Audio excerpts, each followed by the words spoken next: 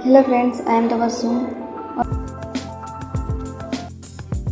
आपका ओवरऑल अगर पेपर की बात करें तो वो 720 मार्क्स का होता है, जिसमें आपको 180 क्वेश्चन जो है अटेम्प्ट करना होते हैं। इसमें 90 क्वेश्चन आपके बायोलॉजी के होते हैं, 45 क्वेश्चन जो होते हैं आपके फिजिक्स के होते हैं और 45 क्वेश्चन जो होते हैं आपके केमिस्ट्री के होते हैं। तो इस तरह ये आपका जो टोटल पेपर है उसका डिस्ट्रीब्यूशन हमने देख लिया। अभी हम बायोलॉजी की, तो बायोलॉजी जो होता है ये आपका हाफ जो पोर्शन होता है पेपर का कवर करता है। तो जब भी आप कोई चैप्टर बायो का लेक्चर करते हैं तो लेक्चर करने के बाद में आपके जो भी शॉर्ट्स अपने नोट्स बनाए उस नोट्स को आपको रिवाइज करना है, उसके जो कॉन्सेप्ट वगैरह उसको आपको लर्निंग करनी है।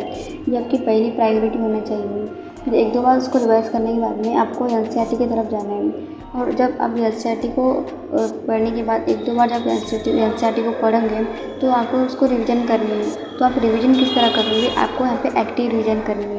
एक्टिव रिवीजन इस तरह करनी है कि जब आप उस टॉपिक को पढ़ रहे हैं तो आपको खुद को क्वेश्चन पूछना है कि हमने इन टॉपिक में क्या पढ़ा है, इन टॉपिक के कितने सब टॉपिक है। तो इस तरह आपको क्या करना है, ओवरऑल उस चैप्टर का जो इंडेक्स है अपने माइंड में फिक्स करना है कि इन ओवरऑल इस चैप्टर में क्या क्या दिया हुआ है भाई, इन टॉपिक में क्या दिया हुआ है, कौन सा कॉन्सेप्ट इसमें दिया हुआ है। इस तरह जब आप रिवीजन करने बैठे तो चीज़ें आपको लंबे समय तक यहाँ पे याद रहेंगी।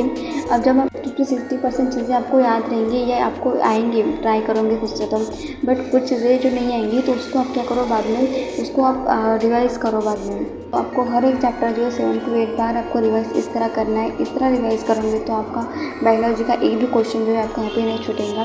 बाकी डायग्राम है उसको आपको किस तरह प्रिपेयर करना चाहिए उसको लेकर भी आपको बहुत सारे जो क्वेश्चन है आपके नीट के पेपर में आपको देखने के लिए मिलेंगे। तो आप क्या करो, एक दो बार जो डायग्राम है उसको ड्रॉ करो और उसको लेबलिंग दे वगैरह दो। इस तरह आपको प्रैक्टिस करने के लिए आप क्या कर सकते हो, वो जो डायग्राम को आप ड्रॉ करो उससे विदाउट लेबलिंग उसकी कॉपी निकालो और कॉपी निकालने के बाद में उसको पेंसिल से प्रैक्टिस करने का ट्राई करो। इससे क्या होगा, आप जब चाहे तब आप प्रैक्टिस कर सकते हो।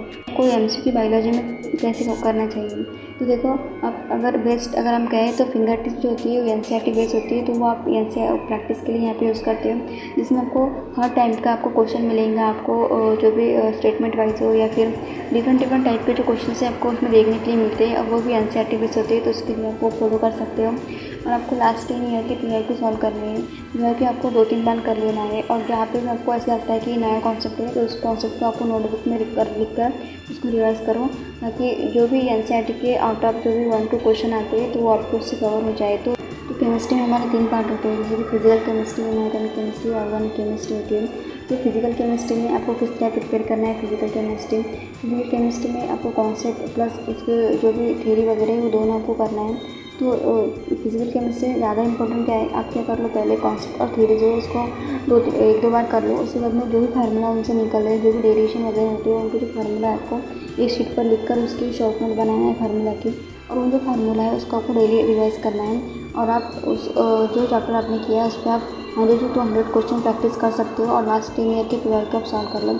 इससे अपनी जो फिजिकल केमिस्ट्री है वो एकदम यहाँ पे बेस्ट प्रिपेयर आपकी हो जाएंगे। केमिस्ट्री में क्या होता है कि बहुत सारी चीज़ें होती है रटने वाली होती है। तो जब आप चैप्टर अगर पढ़ रहे हो तो आपको यहाँ पे क्या करना है, जो भी टेबल वगैरह दिए होते हैं इनऑर्गेनिक केमिस्ट्री में, इसके बहुत सारे एलिमेंट यहाँ पे इलेक्ट्रॉन एनथैल्पी, आयनाइजेशन एनर्जी, इनके ऑर्डर दिए होते हैं। तो पेपर में डायरेक्टली इनके ऑर्डर वगैरह दिया जाता है, जो भी ऑर्डर, जो भी डिक्रीजिंग ऑर्डर, इंक्रीजिंग ऑर्डर, या पेपर में यहाँ पे इनके क्वेश्चन आता है। तो उस पर आप क्या कर सकते हो, तो जो भी चैप्टर आपका मतलब पढ़ रहे हो तो उसमें आपको फाइंड आउट करना है कि जो भी ऑर्डर है वगैरह है, तो उन कुछ चीज़ों को आपको एक पेज पर लिखकर उसकी शॉर्ट नोट बना लिया, उसको डेली आपको रिवाइज करना है। और इनऑर्गेनिक केमिस्ट्री ऐसी चीज़ें जो आपको डेली यहाँ पे मतलब आपको बार बार रिवाइज करना पड़ेंगी, क्योंकि ये ऑर्गेनिक केमिस्ट्री की अगर हम बात करें तो ऑर्गेनिक केमिस्ट्री में क्या होता है, यहाँ पे नेम रिएक्शन और कैटालिस्ट होता है, इनको आपको डेली बेसिस पे रिवाइज करना पड़ता है। तो आप क्या करो, जो भी रिएक्शंस दी होती है तो अपनी कोई स्पेसिफिक रिएक्शन है, आपको स्पेसिफिक रिएक्शन का जो मैकेनिज्म है वो तो सेम ही होता है, बट डिफरेंट एलिमेंट जो है वो उन डिफरेंट एलिमेंट की रिएक्शन यहाँ पे दी होती है। तो जो एलिमेंट है वो डिफरेंट कैटलिस्ट और उनके जो कैटलिस्ट होते हैं उनके टेम्परेचर पे वो रिएक्शंस करते हैं। तो आपको जो भी टेम्परेचर है या कैटलिस्ट है वो चीज़ों की आपको लर्न करनी है कि ताकि रहना चाहिए ये इस टेम्परेचर पे इतनी रिएक्शन होती है, इस कैटलिस्ट की थ्रू रिएक्शन होती है। तो ये चीज़ें आपको जब डेली आप रिवाइज करोगे तब आपकी ये चीज़ माइंड में फिक्स में हो जाएंगे। अब हम बात करेंगे मॉक टेस्ट को लेकर, तो आपको अभी से जैसे वीकली मॉक टेस्ट आपको देना है। हो सकता है आपके मॉक टेस्ट में नंबर कम आएंगे, बट आपको क्या करना है, जब भी मॉक टेस्ट देने के बाद में आपको क्वेश्चन देखना है जो क्वेश्चन आपके रॉन्ग हुए हैं, और वो जो क्वेश्चन आपके रॉन्ग हुए हैं उनसे फाइंड आउट करना है कि किस चैप्टर के क्वेश्चन है जो आपके गलत हुए। फिर उन चैप्टर को आपको रिवाइज़ करना है, ताकि नेक्स्ट जब पेपर आपका मॉक टेस्ट आए तो उसमें जो क्वेश्चंस आपके गलत हुए वो गलत ना हो और आपके जो मार्क्स यहाँ पे इम्प्रूव होंगे। अभी आपको कोचिंग पे डिपेंड यहाँ पे नहीं रहना है। यदि आप इंडिया के टॉप एजुकेटर से भी पढ़ लेते हैं तो भी आप जब तक आपका खुद का एफर्ट नहीं दोगे तब तक आप नीट क्रैक नहीं करोगे।